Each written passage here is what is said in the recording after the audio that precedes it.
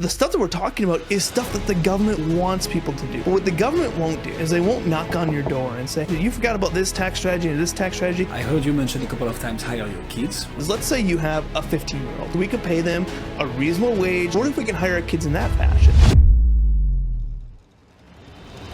Mike Jesowshek is a CPA, entrepreneur, and host of the Small Business Tax Savings Podcast. With years of experience helping small business owners navigate the U.S. tax code, he's built a reputation for turning complex strategies into clear, actionable advice. Through his podcast, software, and speaking, Mike empowers business owners to take control of their taxes and make smarter financial decisions. The government wants small business owners. The government wants affordable housing. So a lot of the ways the government create incentives for their citizens to do it. What did you do that made the podcast such a success? I think it's a couple different areas. My ability is Mike, how do I save taxes on my small business? well, that's the $1 million question, right? It is. Yeah, no, I mean, that's when I first started as a business owner, that was one of the problems that I always faced is I didn't have a solution for it. And so I was stuck paying taxes. And, a lot of times when you face a problem personally, it can lead into you got to solve that. And then once you've solved it for yourself, you're like, wait, maybe we can do this with other people. And that's, I would say kind of the start of the journey. That makes sense. And so when you launch a business, it's always about this, right? You either solve a problem that you see is occurring and happening, but the best way to, and I think Y Combinator only hires founders that solve their own problem is because then you can so much more easily relate to the problem and like come up with the right solution with it. So tell us the story about this. You were struggling with tax saving on your business and then you decided to pivot and create a business around this? Yeah, I kind of have a weird journey of kind of where it got me to this point. So I started out as an entrepreneur at the age of 14, and I was selling eBooks, selling things on eBay, doing some affiliate type stuff. And this was many years ago, obviously, but started in an online marketing industry and started to get into different companies, started to expand in that industry, started to become partner in different ventures that we had going on. And all through this journey, things were going great. But I said, well, I still got to have a backup plan, right? Because what happens if all this falls apart and now I'm 30 years old and have nothing and no education and no nothing? So I said, I'm going to go to school, and my backup plan, I went for accounting, and that was going to be my backup plan. If everything down there just falls apart, I have my accounting degree. So went through that process and ended up getting to a point where we had a business where there were 7 partners of us, all really good, but at different parts, really good at different parts of that online marketing industry. And so we decided to say, hey, instead of trying to pull this company into 7 different directions, why don't we go out on our own and do what we do best? And so that was when, and this was an online marketing industry. This was back in 2013. It was kind of a unique part of the industry. Everyone was working virtual back then, which now sounds obviously everyone does that. But back in 2013, it wasn't as common as say it was today. And so I started an accounting firm back then that focused 100% virtual, served clients across the country, mainly because I had a good reputation in the industry that I came from. And that's how they worked. They already worked like that. So it wasn't like trying to move someone that's used to a brick and mortar accountant into a virtual space. That's how we kind of got into that space. But when I started that firm, all we did was accounting and bookkeeping because I wasn't a tax guy. I didn't know anything about taxes. And when I started to bring on clients, I would say, well, I do need to find a tax person to get them in front of, right? Because accounting and bookkeeping is great, but we also need the tax work done. And so worked with various different accountants. I'd refer people over and they had a great experience on the tax prep side. But I started to face a tax problem and I would ask them for help on that. And I just really couldn't get clear answers. And same thing with my clients is I would ask them tax questions and I couldn't really get clear answers. I'd always hear, it depends. So I'd say like, how do I do this strategy? And they'd say, well, it depends. And as a business owner, when you hear it depends, you just start walking the other way because you're like, this seems like a lot of work. You're going to ask all these questions and I'm just not going to waste my time on it. And so that's what started this journey of saying, okay, it depends, fine. I'm going to have to start to research this myself, start to find these different things, not only for my purposes, but also my clients' purposes that need that help as well. And so that's what kind of started this journey of getting into this whole idea of taxes, tax planning, and along that route. So how do you go from this to I'm going to start a podcast that talks about exactly that, tax saving. Like why this channel? Yeah, it's funny because first off, the podcast was a complete accident. Okay.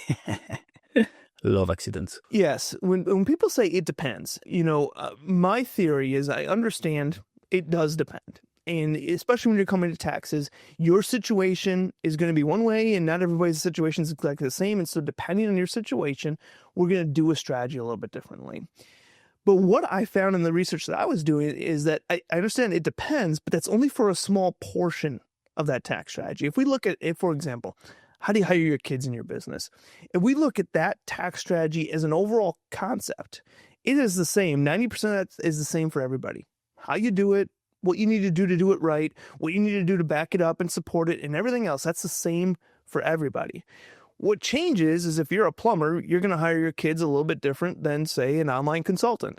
So that's that little piece that it depends. But how you actually implement and do the strategy is really the same for everybody.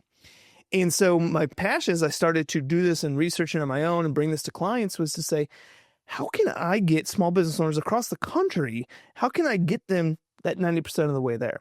So that instead of going to their accountant saying, I want to hire my kids, and their accountant saying, it depends, they can say, I want to hire my kids. I already know everything about it. I know what I need to do. I've already got this lined up. I got this done and everything else. But can you help me with this little bit of piece that I just have a question on? And so then the accountant's more just like, instead of just pushing them away with an it depends, they're like, oh yeah, here's step 1, 2, and you're good to go. And so I started to do some YouTube videos, and nothing crazy. It was just like a YouTube video here, YouTube video there. And there was a member on our team that said, Mike, why don't you put this on a podcast? Why don't you do an audio version of this as well?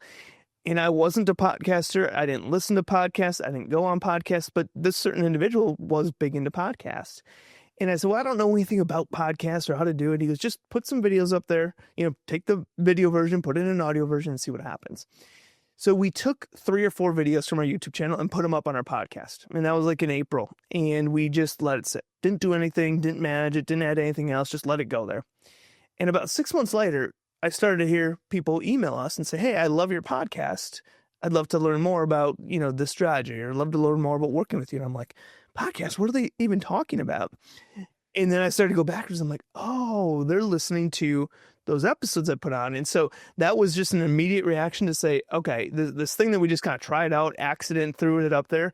Now we need to actually take action on it. And from that point forward, we've been doing episodes on a weekly basis for over 8 years now.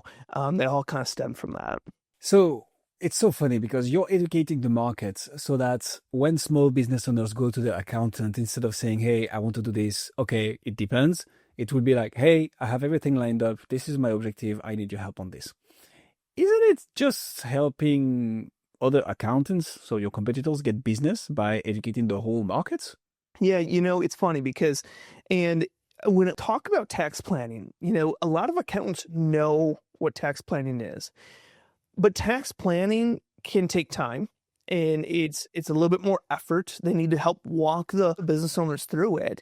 And so my theory on why a lot of accountants don't do it is that they are so overworked. They have so much stuff to do with tax prep and filing that they just don't want to spend the time over there. So that's one theory. And I think the second theory I have that kind of goes along with it is that accountants can oftentimes be afraid to charge people because they're afraid that if I charge you, I might lose you because you're just going to go somewhere else to find something cheaper.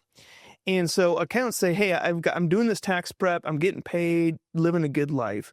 If I go and tell them that tax planning is, I'm going to charge them double now what I'm charging them before, that taxpayer, that small business owner might say, I'll go out find somewhere cheaper. And this is the accountant's mindset. So they're like, I don't want that to happen, so I'm just not going to offer it. And I can't offer it for free because it takes so much time to do it and so much help that they need to do along with that. And so that's what my theory is, that accountants know this whole tax planning thing, but they're afraid that they either don't have enough time or they're afraid to charge for the time it's going to take to do it. And so when I started to experience that piece in there, and when I also started the podcast, I realized that I can touch and talk to so many more people than just my client base. Because I was used to, hey, I got clients and I can talk to my clients and I can help them out. And then you get on this podcast and you have people listening and watching and doing everything else from all over the country. And you realize, okay, I'm not just talking to my clients anymore. I'm talking to a lot of different people, and a lot of people, different people that I've never even met before. They're not clients that probably will never be clients. And that idea and that thought process really got me excited to say, okay, how can I go on a mission to help every small business owner in the country pay the least amount of taxes legally possible? What can I produce in this podcast to help all of them out so that whether they become a client or not, I can still help them out? And obviously, everyone has to work for a living unless you get gifted in a huge inheritance, which is not my case. So I have to work for a living, and so monetization of that is say, oh, hopefully 5% of those, 10% of those comes back to me and says, I want you to be that person for me. Great. But if they don't, they're still walking away with information that they can take to their account, and they can still fulfill that idea of paying least amount of taxes legally possible. So that was a really big game changer for me, realizing that I'm not just talking to this small knit group that is very close to me. I'm talking to a lot of people and can help a lot of people, but I got to do it right. And so that was kind of the fun part of the start of this podcasting journey.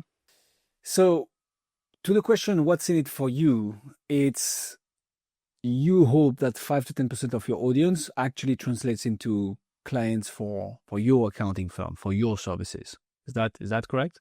Yeah. So, remember when I talked about tax strategies, I say that like 90% of strategy is the same for everybody.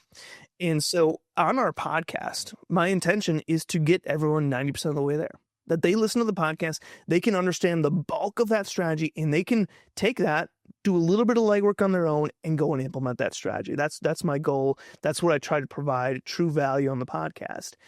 But they still need that last 10%, right? Because if you complete something 90% of the way there, you don't get the end result from it, right? So that last 10%, they either got to go to their accountant, they got to do some research on their own. And what we found out through our podcast was that a lot of people were saying, I want you to help me with that last 10%. And prior to this, so remember in 2013, started an accounting firm.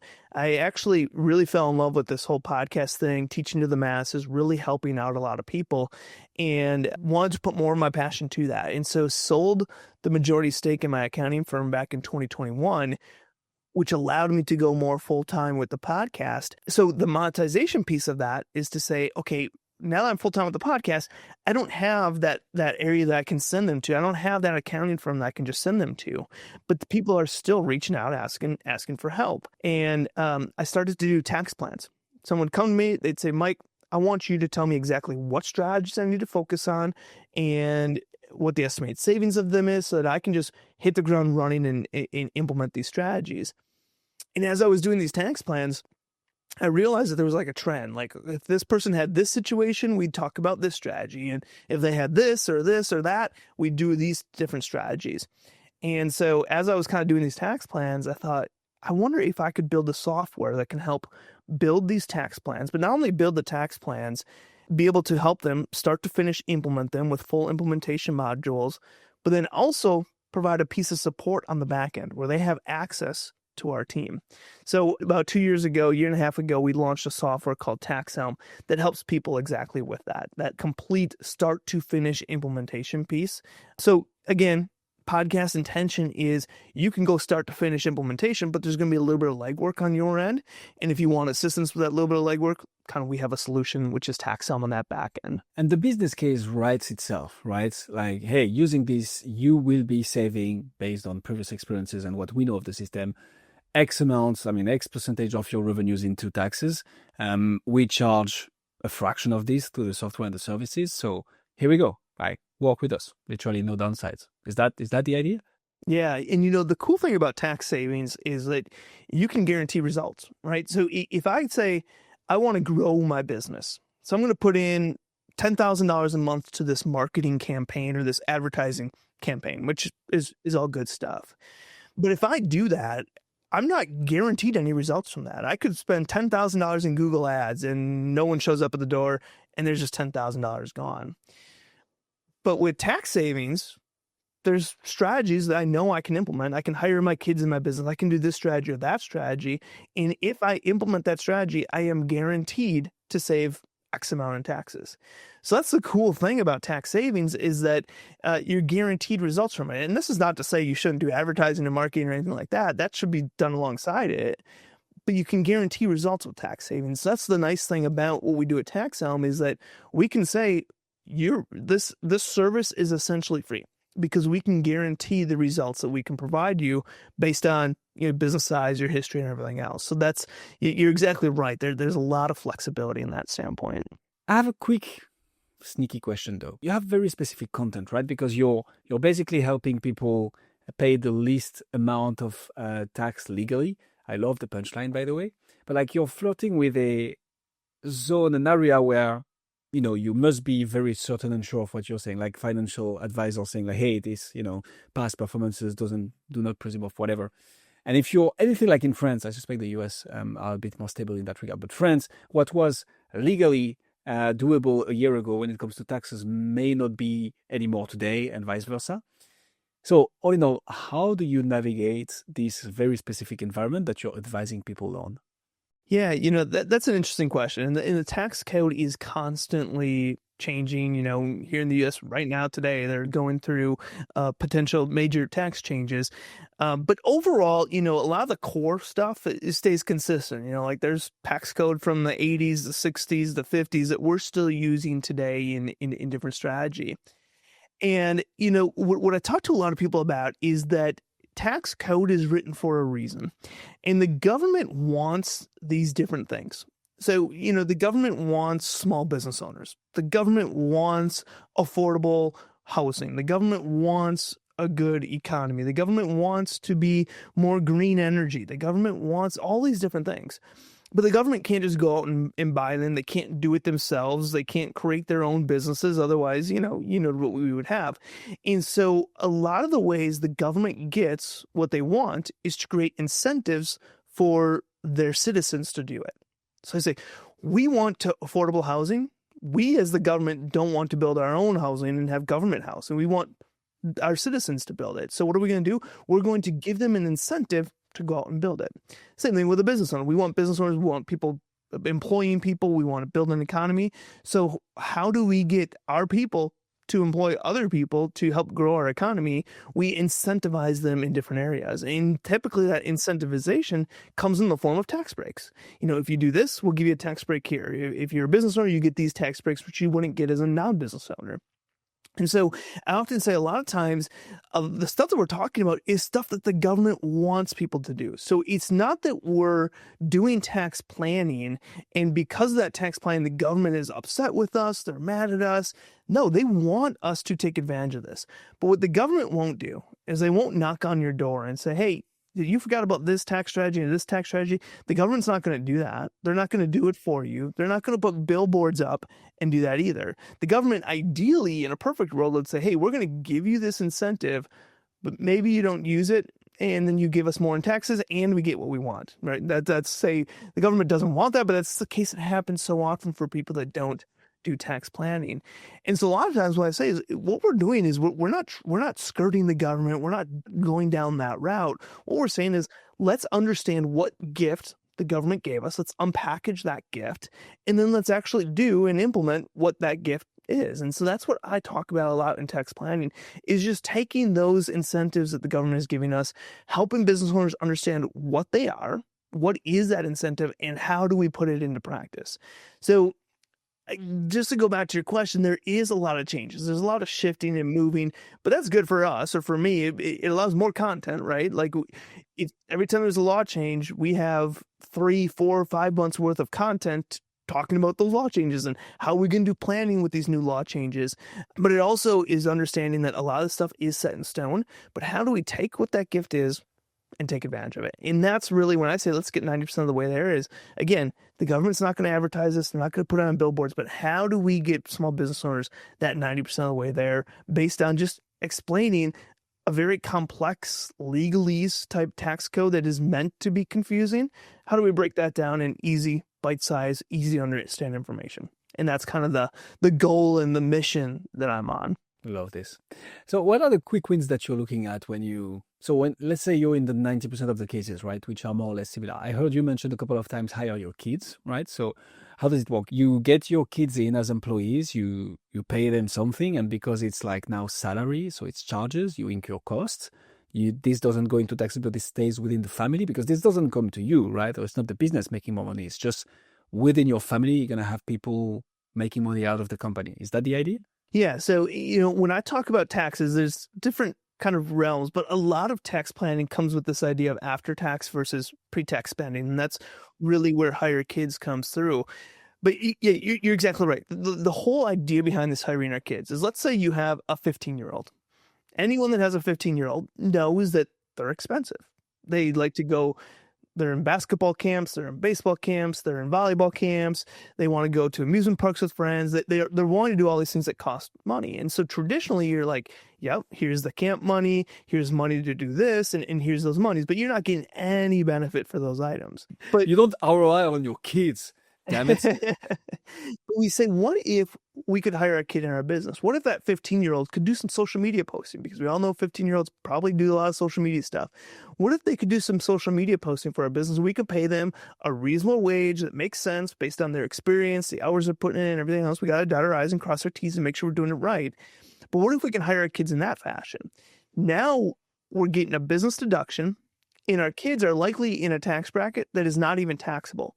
So we're getting a business deduction, and the kids are not paying taxes on that income. And now that basketball camp, that volleyball camp, they can go pay for. That amusement park that they want to go to with their friends, they can pay for that with the money that we paid them. And so it's shifting that to say, okay, instead of just giving this money to our kids, which we're going to do anyways, now we're getting a business deduction for it. They're paying no income taxes on it. And then they're still getting that piece. And so that kind of goes around this kind of overall overarching concept with a lot of strategies of after-tax versus pre-tax spending. And I like to say, as a worker, W-2 worker, you're working for somebody else. You have your gross wages, what your salary is or what your hourly rate is. And then you have these taxes all taken out. And then whatever's left over is what gets deposited in your bank account. And we often call that a take-home pay. And when you go out and pay for those basketball camps, those amusement parks, whatever it is, that you're using after-tax money. That money's already been taxed. But as a business owner, we have sales or revenue, and then we have all your expenses that go into it, and then we have your profit. And you get taxed on the profit of your business. So any spending that you do within your business, we call pre-tax spending. It's spending that you've done prior to those funds being taxed. And so a lot of the planning we do is to say, how do we take money you're going to spend anyways, but how do we turn it from after-tax spending into pre-tax spending? Sometimes it's possible, sometimes it's not. Like sometimes hiring your kids just is not feasible and we can't implement that strategy. But we also want to understand why we probably should. And there's a lot of times where people think, yeah, there's nothing my kid can do for my business. I'm a one-man shop. I'm referral-only based business. I don't need social media. And I talk to those business owners, I'd say, what would it hurt to have social media presence? Even if you don't get any clients from it. We are now hiring your kids. We're teaching your kids different lessons, different life lessons through that hiring process. But also, there's a tax benefit to it as well. And if you don't get any clients from it, who cares? We just did some really cool stuff, and your current clients might like you even more because now they're seeing you pop around on their social media channels. Your referrals are starting to see that thing pop around, and they might just say, okay, I want to do even more with this person because now I'm seeing them more often. So I oftentimes say, someone's like, there's nothing my kid can do in my business. And I say, well, let's think about that a little deeper. Is there something they can do? And sure, we're not paying them $10, $20, $30, $40, $50,000, but if it's $1,000 here, $1,000 there, that savings can add up. And that's a simple move from after-tax spending into pre-tax spending. Amen. Want to share with us another classic one that you see? I love the example of hiring your kids. Any other quick wins that you typically look at? Yeah, so a few things. First off, we start kind of looking at your entity structure. So how is your business structured? And obviously, country by country, that's going to change how that looks like. But there's different plannings around the correct entity structure to make sure we're not paying too much in certain types of tax. So that's one area. But when we look at this after-tax versus pre-tax spending, another area that I like to talk about is home office and automobile and all these various different things. And home office is a really good example to understand this concept. If let's say you're renting, if you rent or own your home, it's the same difference, but rent is easier to understand. If you're renting your home, you're going to pay that rent no matter what. Whether you have a home office in there or no home office, it doesn't matter. You're paying your monthly rent and your utilities, whatever it might be, no matter what. But there's a law in the IRS tax code that allows you to take a home office deduction. And that is a deduction where you could take a portion of that money that you're paying for rent and it become a business deduction. Again, you live in that home, so you're going to pay that rent no matter what, but now we're getting a portion of it as a business deduction. So a portion of it, we're moving from after-tax spending into pre-tax spending. Again, that's just kind of, going through that different concept. When I talk tax strategy, I have what I call core tax strategies. These are strategies that are fairly easy to understand, fairly easy to implement, typically don't have any cost to actually implement them, just a little bit of time and effort.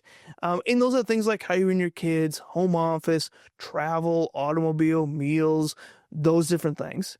And then I have what we call advanced type planning. Advanced type planning gets more complex, a little bit harder to understand, sometimes brings it with it some risk, whether that's an investment risk or a tax risk, different things like that. And those are typically going to be reserved for higher income earners, usually those making $350,000 or more per year.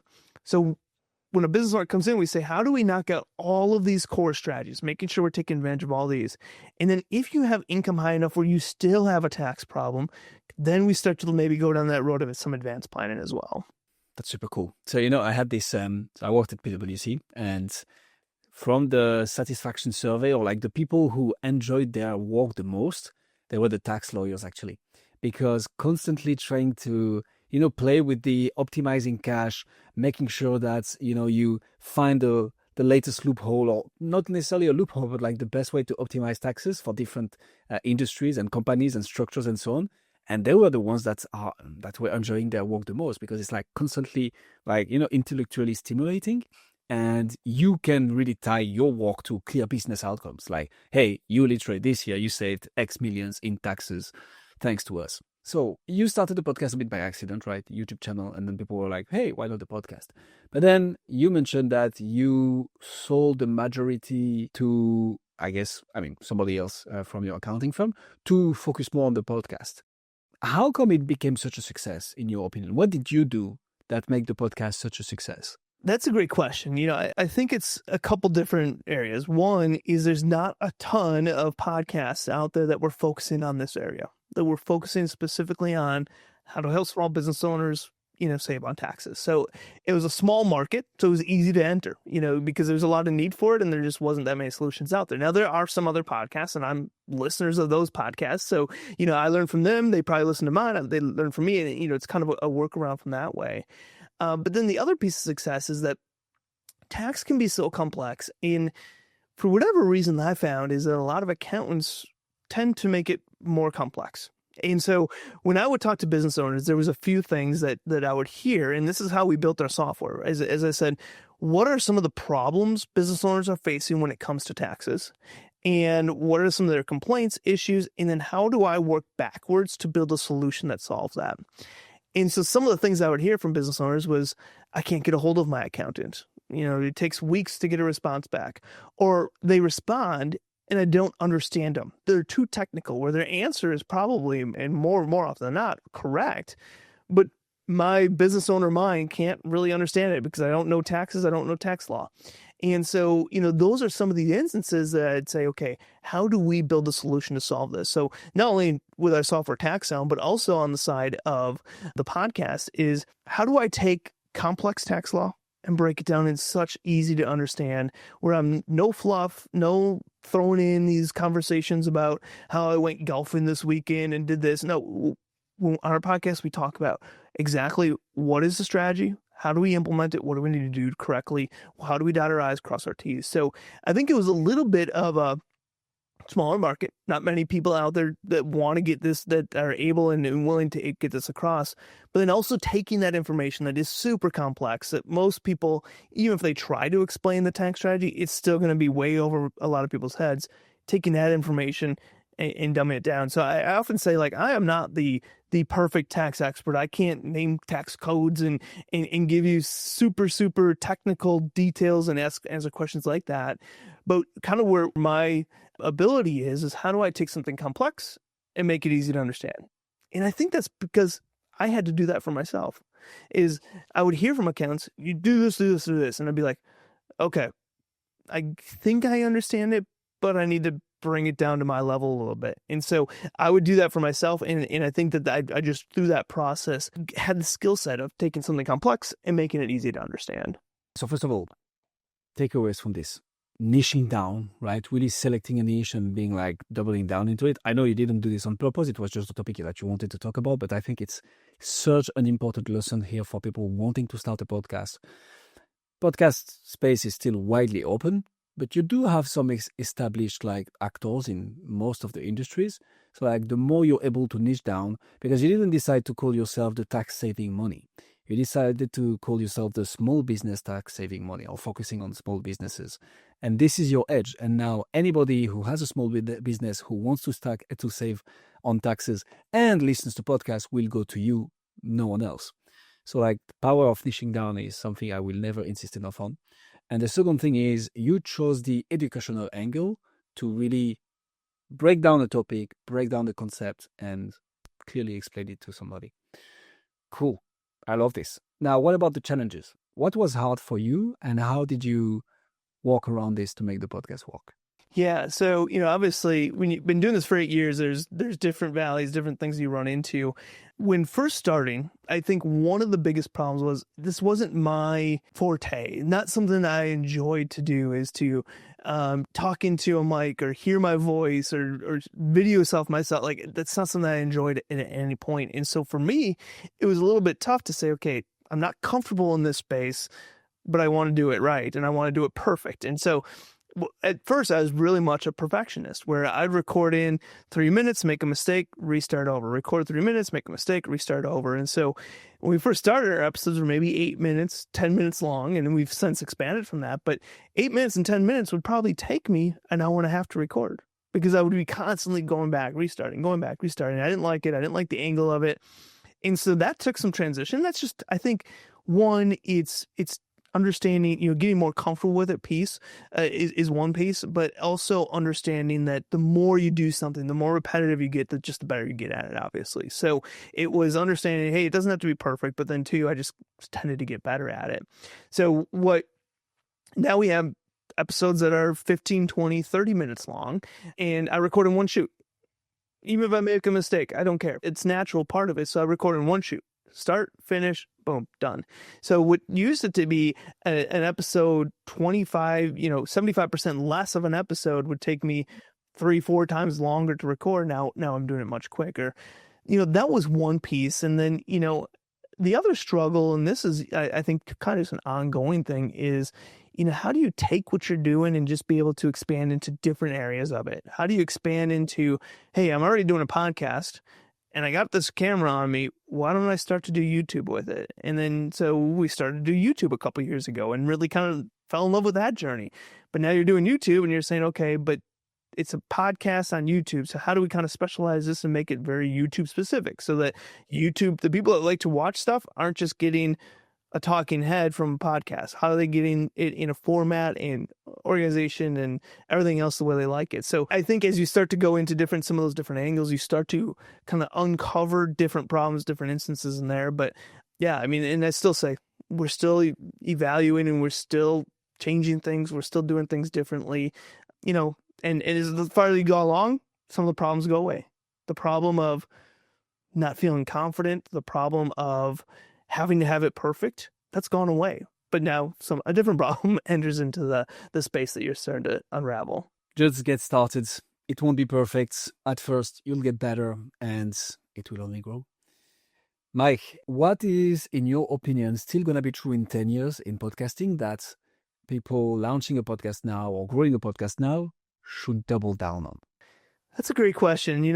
I think that look back and, with all the evolution and we have now AI and all these different things that are coming in, you're thinking 10 years out, holy cow, like it's going to be a different world that we live in 10 years from now. But I've also been podcasting for 8 years, which is pretty close to 10 years. And when I look back 8 years ago, not a ton has changed in the industry. There is definitely changes, but it's not like podcasting was something and now it's nothing. It's just evolving in that different space. So, I think, again, to your point, is that and this was my experience, I had a problem and I found a solution for it. I did a lot of work, did a lot of research to find the solutions to myself, and I wanted to help other people out in that same journey. I wanted to help people complete the problem that I have. And so it was, how do I do that? Do I write an ebook? Do I write a book? Do I do YouTube? Do I do a podcast? Which direction do I go down to get this message, this content, this education that I want to give to others? How do I give it out to other people? And so I started again by accident with the podcast, which has now led into a YouTube channel, which led into a blog that we do episodes on, which led into a book that I published a book back in January on this topic. So I think the biggest piece is starting that content train and whatever that is. So like my biggest tip to someone that's getting started on podcasts is, one, like you said, just go out and do it. Like, take the action, start it. Doesn't have to be perfect. But what I always tell them is turn that video on. Even if you're just doing an audio thing, turn the video on, because maybe you can start to pull different pieces, take that same content that you're doing, but put it into different pieces. And you don't know where it's going to be. Maybe you do nothing with it, but who cares? It's easy enough to just flip a video on. But maybe you do nothing with it, or maybe you do a lot of different things with it. And so that's kind of where we're at in, the past, I would say 2 to 3 to 4 years, is saying, okay, we're not just a podcast anymore, but how do we start to take the valuable information that we're giving and use it in all sorts of areas of our business, whether that's social media posting, whether that's in emails, whether that's in a training that we're doing to somebody else. We're taking some of that content and recreating or repurposing it into different areas. Mike, if people want to find out more about you and what you do, where should they go? Yeah, 2 main areas. First one's our podcast website. That's taxsavingspodcast.com. And the second piece is our software that kind of helps people go start, finish, fully implement tax savings with this complete support of our team. And that software is TaxElm, TaxElm.com. We'll put all the links in the description. Mike, thank you so much for coming on Podcast Gurus. Yeah, thanks for having me.